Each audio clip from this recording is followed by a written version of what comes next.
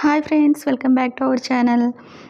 అయితే దీని మీద 2 వీడియోస్ అయితే నేను అప్లోడ్ చేశానండి. ఓపెన్ చేయడం ఒక వీడియో చేశాను. అలాగే ఇది ఎన్ని ఇంచెస్ ఉన్నది అన్నది ఒక వీడియో అయితే చేశాను. చూడకపోతే ఒకసారి చూడండి. ఇది ఓపెన్ చేసిన తర్వాత కొంచెం సోప్ పెట్టి వాటర్తో ఈ విధంగా వాష్ చేసేసుకుంటున్నాను. వాష్ చేసిన తర్వాత ఇందులోకి రైస్ యాడ్ చేస్తున్నానండి. రైస్ కొంచెం సోక్ చేస్తే మనకి ఈజీగా అవుతుంది. మీరు కావాలంటే కొంచెం సోక్ చేసి పెట్టేసుకోండి. రైస్ అనేది యాడ్ చేసి ఈ విధంగా మనం చేసుకోవాలి.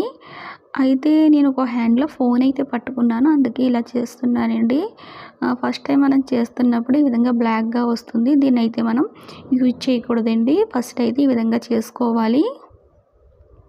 ఇలా చేసిన తర్వాత దీన్ని తీసేసుకుని వాష్ చేసేసుకోవాలి.